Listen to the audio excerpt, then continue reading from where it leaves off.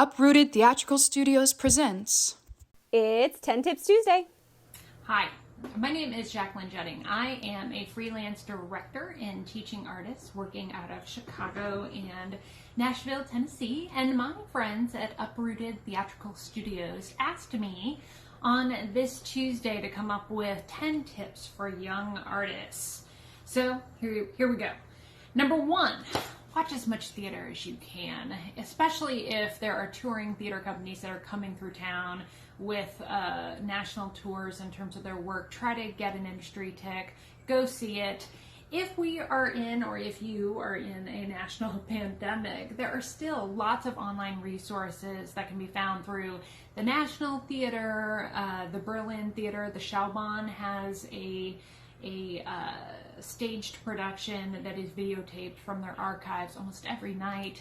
There's also, we've seen work from the Public Theater, the Goodman, lots of great resources. Go watch other artists whose work you admire doing their thing.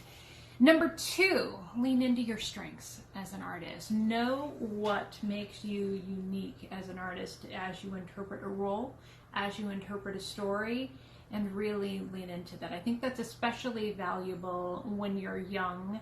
And then as you get more secure and really start to work from a place of squarely knowing your work as an artist, you can keep branching out as you mature. Number 3, I like to steal, I have stolen this from David Cromer, who is a MacArthur Genius Award recipient, director coming out of Chicago. And he says that it is valuable when he is considering a project. He needs 2 out of 3 attributes to be solid. And those 3 considerations are the art, the money, and the people. In general, if you can get all 3, fantastic. But 2 out of 3 makes for a rewarding experience. If the art is good, the people is good, money less good, you're still going to have a good time. 3 out of those things not being solid, or 2 out of those 3 things not being solid, maybe you move on and focus on other things. Number 4, keep yourself healthy in terms of the physical body that is doing the work, but also your mind and your spirit. Both your art and your fellow practitioners will thank you. Number 5, there are lots of free internships out there, but your time is valuable, and some of these experiences are more valuable than others. So poke around a little bit, see some of their work, make sure that the places that you're interning, that those are indeed valuable experiences and worth your time. Number 6, always be dependable. Be honest, reliable, do what you say you will. I've certainly had artists who have said that they could play an accordion by opening night, and they do. But you don't want to be the artist who doesn't do what it is you say you'll do. So please be dependable and reliable to your fellow artists, with your fellow artists. Number 7, treat everyone well, and also be an advocate for yourself in terms of being treated well as well.